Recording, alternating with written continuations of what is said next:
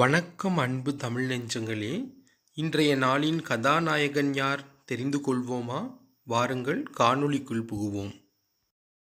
இன்றைய கதாநாயகர் வழக்கறிஞர் போவே பக்தவச்சலம் அவர்கள் பிறந்த தினம் இன்று.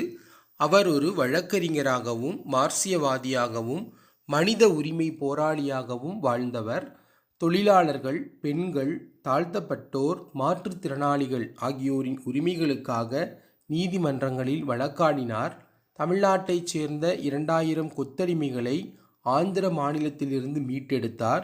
தருமபுரி, வடார்காடு மாவட்டங்களில் 24 இளைஞர்களை மோதல் கொலைகள் என்னும் பெயரில் கொல்லப்பட்ட போது தனியொரு வழக்கறிஞராக நீதிமன்றத்தில் போராடினார்.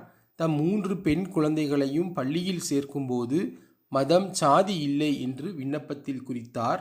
தமிழ் பயிற்று மொழி, ஆட்சி மொழி, நீதிமன்ற மொழி என பல துறைகளிலும் விளங்க வேண்டும் என்பதில் உறுதியாக இருந்தார். அதற்காக நடந்த போராட்டங்களில் கலந்து கொண்டு சிறைக்கும் சென்றார்.